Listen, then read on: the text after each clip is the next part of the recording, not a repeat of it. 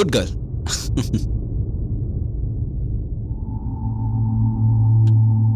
அத்தை, எவ்வளவோ சொல்லி புரிய வச்சிட்டேன். ஆனா அந்த குழந்தை விஷயம் அவ மனசுல ஆழமா பதிஞ்சு போச்சு. அவளால எதுவுமே புரிஞ்சுக்க முடியல. அதனால நான் ஒரு குழந்தைய தத்தெடுக்க பேசியிருக்கேன். அதுக்கெல்லாம் கொஞ்சம் ப்ரொசீஜர்ஸ் இருக்கு. ஆனா இது சம்பந்தப்பட்ட ஒரு சோஷியல் ஒர்க்கர் இங்க பக்கத்துல தான் இருக்காங்க. நான் அவங்க கிட்ட ரொம்ப ரிக்வெஸ்ட் பண்ணதுனால அவங்க எனக்கு ஹெல்ப் பண்றேன்னு சொல்லியிருக்காங்க. எல்லாம் நல்லபடியா நடந்துச்சுன்னா இன்னும் 2-3 மாசத்துல நமக்கு ஒரு குழந்தை கிடைச்சிரும். இதுதான் அந்த விஷயம். இதை தவிர என்கிட்ட பர்சனலா எந்த விஷயமும் இல்லை. இந்த முடிவை எடுத்தது எங்களுக்கும் சாதாரணமா இல்ல அத்தை. ஆனா புல்புலோட சந்தோஷத்துக்காக நாங்க என்ன வேணாலும் பண்ண தயாரா இருக்கோம். சார், உங்களுக்கு யாரோ வந்தனான்னு ஃபோன் பண்ணிருக்காங்க. சொல்லுங்க மேடம். அந்த சிக்னல்ல இருந்து ரைட் எடுங்க. ரைட் சைடுல 3வது பில்டிங் நம்ம வீடு தான். வீட்டு நம்பர் 8.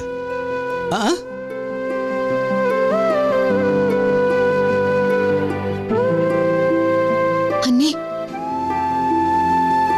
கடவுளோட அருளால இந்த முடிவு அண்ணனுக்கும் உங்களுக்கும் சரியான முடிவா இருக்கட்டும். ஆமா சத்யா, நானும் அதை தான் வேண்டிட்டு இருக்கேன். அவங்களால எங்களோட நிலைமைய புரிஞ்சுக்க முடியும்னு நினைக்கிறேன். நீங்க பாருங்க அனிதா, யாரும் இல்லாத குழந்தைக்கு நீங்க ஒரு புது வாழ்க்கை தர போறீங்க. சொந்தமா வீடு தரீங்க. வந்தனா கிட்ட நாங்க எடுத்து சொல்றோம். அந்த குழந்தைக்கு இங்க நிறைய அன்பு கிடைக்கும். அந்த குழந்தைக்கு அவ பிறந்த வீட்டுல கூட அந்த அளவுக்கு அன்பு கிடைச்சிருக்காதுன்னு சொல்றேன். தேங்க்யூ சூர்யாண்ணா. நாங்க எல்லாரும் இருக்கோம் உங்களுக்கு. அனிதா, அவங்க ஆக்சுவலி ஆன் த வே, ரொம்ப கிட்ட தான் இருக்காங்க. கொஞ்சம் வீட்டை சரி பண்ணி வைங்க. அண்ணி, எல்லாமே சரியாயிடும்.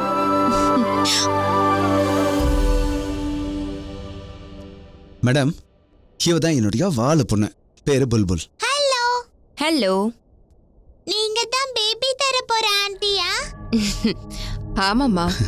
மேடம், இவ என்னோட தங்கச்சி சந்தியா. வணக்கம். இவரு அவங்களுடைய புருஷன் சூர்யா. வணக்கம். வணக்கம். அப்புறம் இவங்க அவங்களுடைய அம்மா. வணக்கங்க. வணக்கம்மா. இங்க பாருங்க சார், குழந்தைய தத்தெடுக்கணும்னா எங்ககிட்ட இருக்கிற முதல் கண்டிஷன், தத்தெடுக்க போற குடும்பத்தோட பேக்ரவுண்டை நாங்க செக் பண்ணுவோம். நான் அந்த ஃபார்மாலிட்டிஸ் எல்லாம் முடிச்சிட்டேன். எனக்கு எல்லாமே சரின்னு பட்டதுனால தான் நான் டக்குன்னு கிளம்பி வந்துட்டேன். ஏன்னா மற்ற ஃபார்மாலிட்டிஸ்லாம் கம்ப்ளீட் பண்ணணும் இல்லையா? நீங்க இங்க வந்ததுக்கு ரொம்ப ரொம்ப தேங்க்ஸுங்க. உங்களுக்கு வேற ஏதாவது இன்ஃபர்மேஷன் வேணும்னா நீங்க தாராளமா கேட்கலாம், இல்ல பாத்துக்கலாம் ப்ளீஸ். உங்க பொசிஷனை பார்த்ததுக்கு அப்புறம் எனக்கு எந்த சந்தேகமும் இல்லை. இந்த வீட்டில் அந்த குழந்தைக்கு கண்டிப்பா ஒரு நல்ல வாழ்க்கை கிடைக்கும்.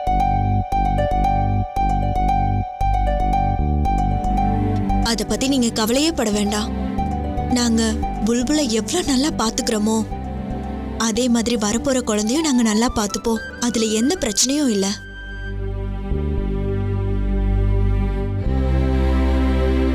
சந்தியா, உங்க அண்ணனோட முடிவை நீங்க ஏத்துக்கிறீங்களா? நான் எங்க பாருங்க மேடம், உண்மையை சொல்லணும்னா அண்ணன் எடுத்த முடிவுல எங்களுக்கு ரொம்ப சந்தோஷம்.